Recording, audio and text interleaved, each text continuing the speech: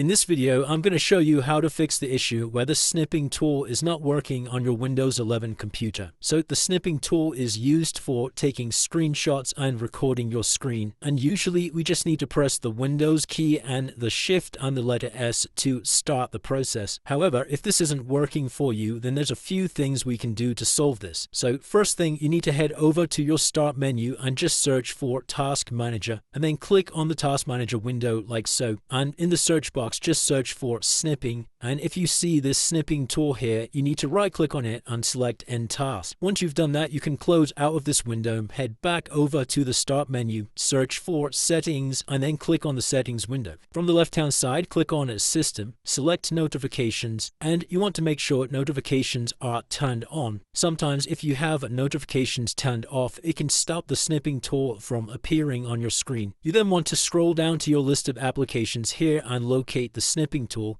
and once again just make sure notifications are turned on. You could then close out of this window and we can try launching up the snipping tool to see if that's now solved the issue. If that's still not working, the next thing you'll need to do is head back over to the Start menu, search for Settings once again. From the left hand side, click on Apps, select Installed Apps, and using the search box, just type in snipping, and next to the snipping tool, you'll see these three horizontal dots. Click on this and select Advanced Options. Scroll down slightly until you see the Reset section, and the first thing you need to select is Repair. Once this is finished repairing, then you'll also need to select Reset and confirm by pressing Reset. So once again, you could now try launching up the tool and checking to see if that's now working. If you've tried all of these steps and none of them seem to be fixing it, the last thing we can do is head over to the Start menu, search for CMD, and then right click on the command prompt and run this as administrator. In this window, you just need to type in the following command, sfc/scan